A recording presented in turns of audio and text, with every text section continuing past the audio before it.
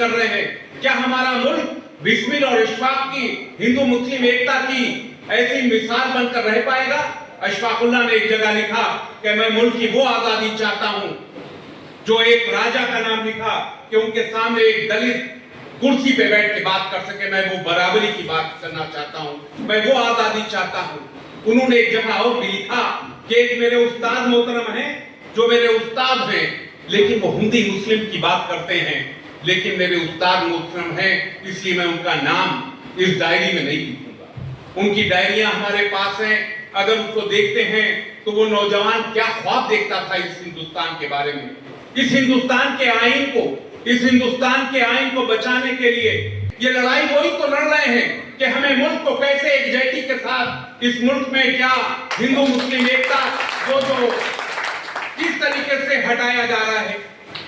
राजनीति जिंदगी में मुल्कों में होती है, लेकिन राजनीति का तरीका होता है, राजनीति का तरीका होता है कि दोनों, हर एक इंसान को लेकर चलना।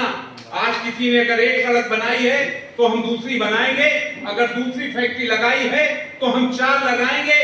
लेकिन आज मुल्क की बदकिस्मती है कि आज विकास की और उसकी बात नहीं हो रही है। आज बात हो रही है आराम से कि किस तरीके से हम सत्ता में हासिल हो सके, और वो सबसे गलत तरीका है, हमें आपको लड़ाने जा रहा है। आप समझते हैं कि क्या मुसलमान का नुकसान हो रहा है? मुसलमान का नुकसान नहीं हो रहा है, पूरे कौम का नुकसान नहीं हो रहा है, ये मुल्क का नुकसान हो रहा है।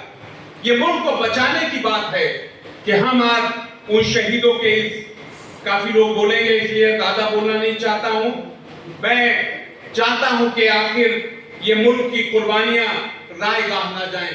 जो ख्वाब बिस्मिल अशफाक रोशन भगत सिंह ने देखे हैं, हम जब सब परिवार के लोग बैठते हैं, अभी 50 परिवार के लोग अभी जयपुर में, अभी 5 महीने पहले हम लोग थे, हम लोग दर्द लेके जा रहे हैं कि आखिर ये मुल्क कैसे चलने वाला है।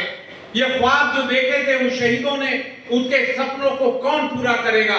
क्या आइए हम सब आप उठकर किस तरीके से इस मुल्क की आजादी की लड़ाई को कायम रखें। मौलाना आजाद जैसे लोगों ने पैगाम दिया था उसको बरकरार रखें। हमारा आपका कर्तव्य है, जिम्मेदारी है कि हम उन ख्वाब को, उनकी यही सच्ची श्रद्धांजलि होगी, उनको यही सच्ची राजे अकीदत होगी कि हम इस मुल्क में कुछ भी कर पाए और हम सांप्रदायिकता के खिलाफ लड़ाई लड़ें। और इस तरीके से जो लड़ाई, जो जहर इस मुल्क में जिसके लिए लड़ाई लड़ रहे हैं अजीत साहब, आप सब लोग उसकी आगे बढ़कर उसका साथ दे।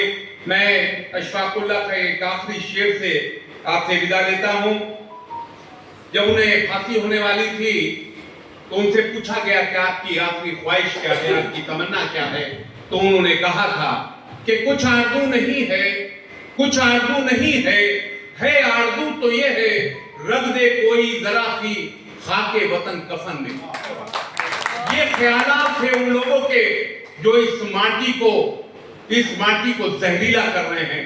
आइए इस माटी को, उस जो हिंदुस्तान एक एकता का मुल्क कहलाता था पूरी दुनिया में, इसको उस तरफ लेके चले। एक अशफाकुल्लाह के शेर से मैं विदा लेता हूं कि वतन रहे हमेशा शाद काम और आजाद, वतन रहे हमेशा शाद काम और आजाद, हमारा क्या है हम रहे ना रहे। आप सभी हजरात का, जमील भाई का बहुत बहुत शुक्रिया कि आप आए।